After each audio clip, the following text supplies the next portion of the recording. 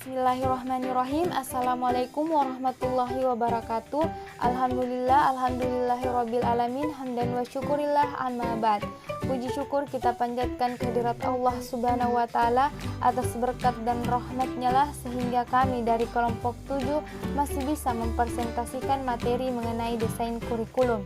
Kemudian kami mengucapkan banyak terima kasih kepada Bapak Rustam Effendi, SPDI MPDI, selaku dosen pengampu mata kuliah pengembangan kurikulum. Sebelum saya mempersilahkan pemateri, saya memperkenalkannya terlebih dahulu. Yang pertama yaitu Yusriani Yunus, yang kedua Rati Purwasi Haris, yang ketiga Nur Asia.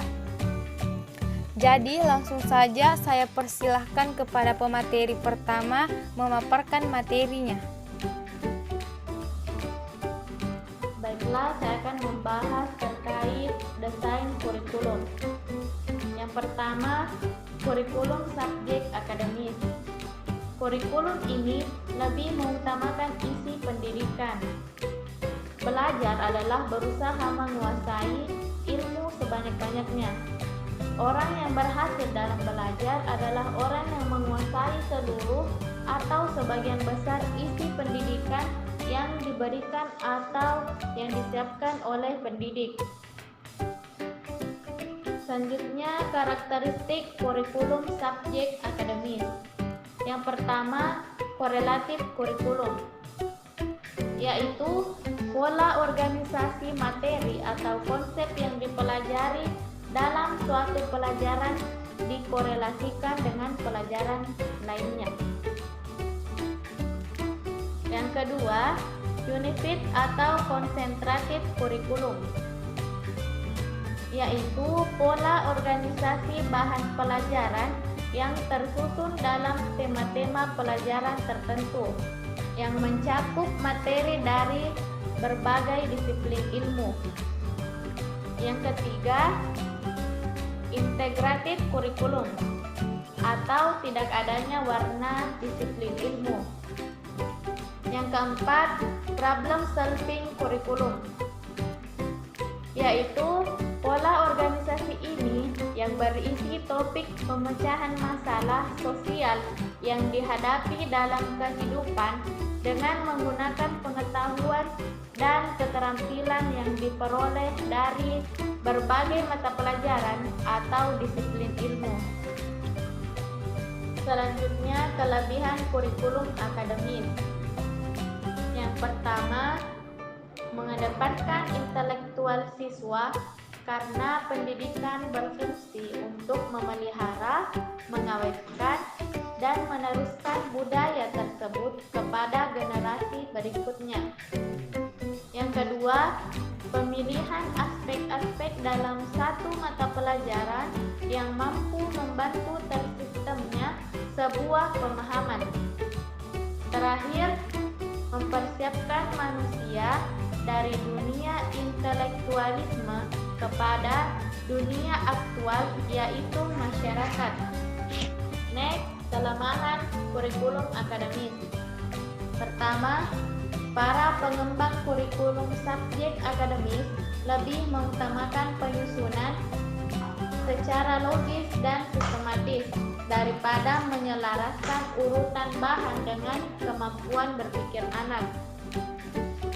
Kedua, kurang memperhatikan bagaimana siswa belajar, melainkan lebih mementingkan susunan isi atau apa yang akan dipelajari. Terakhir, materi yang akan diajarkan bersifat universal dan mengabaikan karakteristik siswa dan kebutuhan masyarakat setempat. Next, kurikulum humanistik. Kurikulum humanistik dikembangkan oleh para ahli pendidikan humanistik atau personalist education, yaitu John Dewey atau progressive education dan J.J. Rousseau atau romantic education. Kurikulum ini lebih memberikan tempat utama kepada siswa. Mereka bertolak dari asumsi bahwa anak atau siswa adalah yang pertama dan utama dalam pendidikan. Ia adalah subjek yang menjadi pusat kegiatan pendidikan. Jadi baik, itu tadi materi pertama yang dibawakan oleh Saudari Rati Purwasi Haris. Jadi langsung saja kita lanjut kepada pemateri kedua, yaitu Nur Asia untuk memaparkan materinya. Saya persilahkan. Terima kasih atas kesempatan yang telah diberikan oleh moderator. Baiklah, saya akan melanjutkan pembahasan dari pemateri pertama, yaitu karakteristik kurikulum humanistik, yaitu 1. Adanya hubungan yang harmonis antara guru dan siswa untuk membangun suasana belajar yang baik. 2. Menyediakan pengalaman atau pengetahuan berharga untuk membantu memperlancar perkembangan pribadi murid. 3. Kurikulum humanistik menuntut hubungan emosional yang baik antara guru dengan murid. Model lebih mengutamakan proses daripada hasil. Kelebihan kurikulum humanistik, yaitu 1. Siswa merasa senang, bergairah, berinisiatif dalam belajar dan terjadi perubahan pola pikir, perilaku, dan sikap atas kemauan sendiri. 2. Bersifat pembentukan kepribadian, hati nurani, perubahan sikap, dan analisis terhadap fenomena sosial. 3. Siswa menjadi manusia yang bebas, tidak terkait oleh pendapat orang lain dan mengatur pribadinya sendiri secara bertanggung jawab tanpa mengurangi hak-hak orang lain atau melanggar aturan, norma, disiplin, atau etika yang berlaku. Kelemahan kurikulum humanistik, yaitu 1. Siswa yang tidak mau memahami potensi dirinya akan ketinggalan dalam proses belajar. 2. Siswa yang tidak aktif dan malas belajar akan merugikan diri sendiri dalam proses belajar. 3. Dalam teori ini, guru ialah sebagai fasilitator, maka kurang cocok menerapkan yang pola pikirnya kurang aktif atau pasif. 3. Kurikulum rekonstruksi sosial. Kurikulum ini lebih memusatkan perhatian pada problema-problema yang dihadapinya dalam masyarakat dan bersumber pada aliran pendidikan interaksional, bukan upaya sendiri, melainkan kegiatan bersama, interaksi kerjasama atau interaksi bukan hanya terjadi antara siswa dengan guru, tetapi juga antara siswa dengan siswa, siswa dengan orang-orang di lingkungannya, dan dengan sumber belajar lainnya. Karakteristik kurikulum rekonstruksi sosial, yaitu 1. Asumsi. 2. Masalah-masalah sosial yang mendesak. 3. Pola organisasi.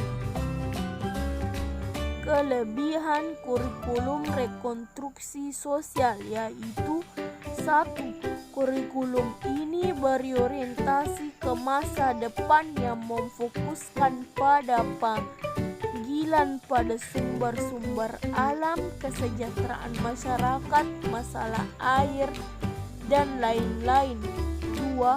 Kurikulum ini menghendaki adanya kerjasama dalam kegiatan belajar, saling menghargai, suasana belajar yang kondusif dan tidak ada komparatif karena satu dengan yang lain saling ketergantungan.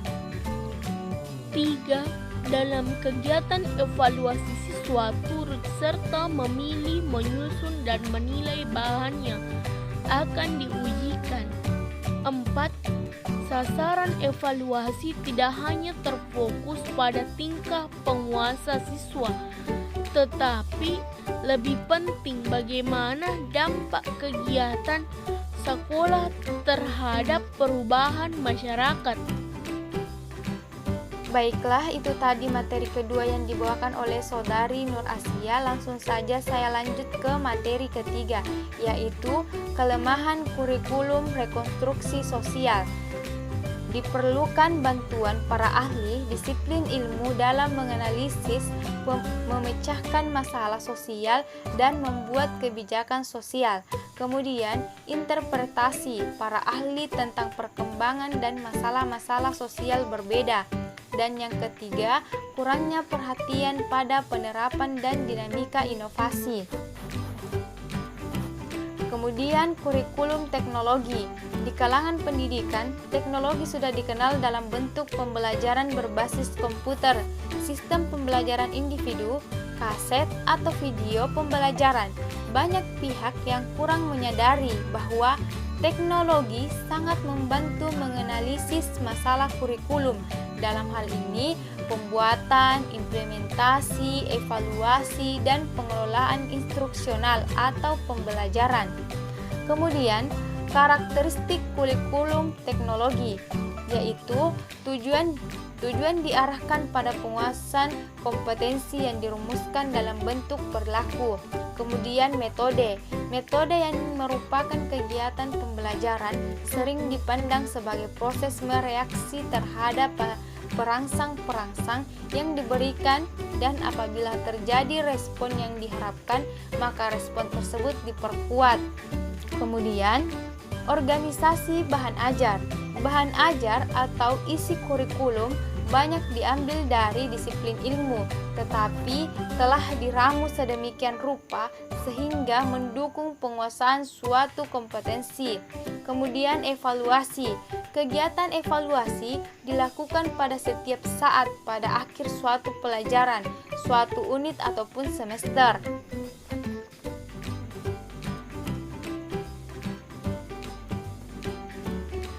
Kemudian kelebihan kurikulum teknologi, yaitu program pengajaran teknologi sangat menekankan efisiensi dan efektivitas.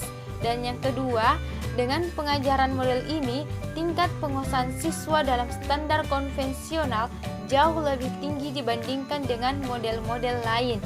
Adapun kelemahan kurikulum teknologi, yang pertama, model ini terbatas kemampuannya untuk mengajarkan bahan ajar yang kompleks atau membutuhkan penguasaan tinggi, analisis, dan evaluasi. Kemudian, pengajaran teknologi sukar untuk dapat melayani bakat-bakat siswa belajar dengan metode-metode khusus. Dan yang terakhir, sulit mengembangkan domain efektif siswa. Nah, itu tadi materi mengenai desain kurikulum. Lebih dan kurangnya mohon dimaafkan. Assalamualaikum warahmatullahi wabarakatuh.